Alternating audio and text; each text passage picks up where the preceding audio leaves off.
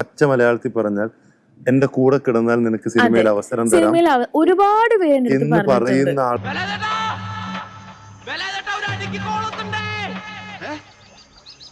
ഒരടിക്ക് കോളുണ്ടെന്നല്ലേ കേളപ്പെട്ട അശരീരി കേട്ടോ ഞാൻ കേട്ടില്ല. ഹസിൻ കൗച്ച് അടക്കമുള്ള പ്രശ്നങ്ങൾ ഒരുപാട് തവണ നമ്മൾ കേട്ടിട്ടുണ്ട്. ഇപ്പോഴും ഇത്തരം കാര്യങ്ങളൊക്കെ സിനിമയിൽ നിലനിൽക്കുന്നുണ്ട്.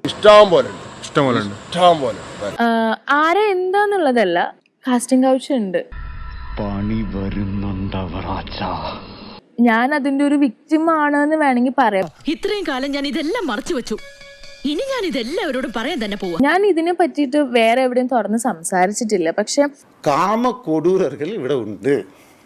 കാമകൊടൂരന്ന കൊടൂരமான സെക്സ് പെർവേർട്സ് ഇവിടെ ഉണ്ട്.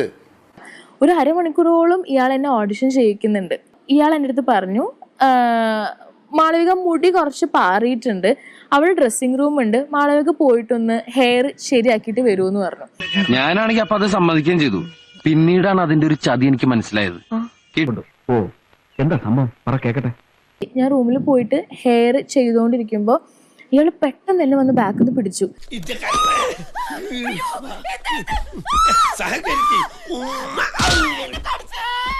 അത്യാവശ്യം നല്ല പൊക്കും തടിയൊക്കെ ഉള്ള ഒരാളാട്ടോ. എടാ നാറി, നിനക്ക് നാണമുണ്ടോ?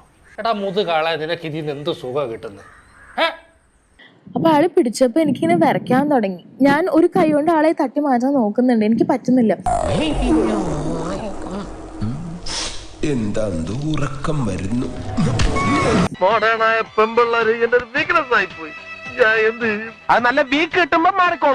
അപ്പൊ ആളെന്റെ അടുത്ത് പറഞ്ഞു, മാളവിക ഇപ്പൊ ഒന്ന് മനസ്സ് വെച്ച് കഴിഞ്ഞാ ഈ കലവറ നമുക്കൊരു മണിയറിയാക്കാം. മാളവികനെ അടുത്തത് ആൾക്കാർ കാണാൻ പോകുന്നത് മഞ്ജു വാര്യരുടെ മോളായിട്ടായിരിക്കും.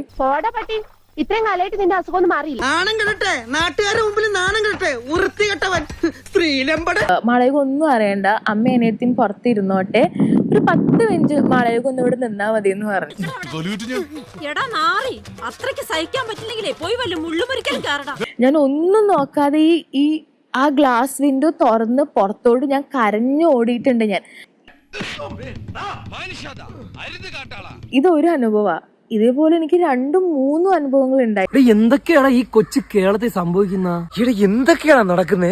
പച്ച മലയാളത്തിൽ പറഞ്ഞാൽ എന്റെ കൂടെ കിടന്നാൽ നിനക്ക് സിനിമയിൽ അവസരം തരാം ഒരുപാട് പേര് എന്ന് പറയുന്ന ആൾക്കാർ, എന്ന് പറയുന്ന പ്രൊഡ്യൂസേഴ്സും, എന്ന് പറയുന്ന സംവിധായകരും, എന്ന് പറയുന്ന നടന്മാരും നമുക്കിടയിൽ ഉള്ളപ്പം മലയാള സിനിമ നശിച്ചു പോട്ടെ.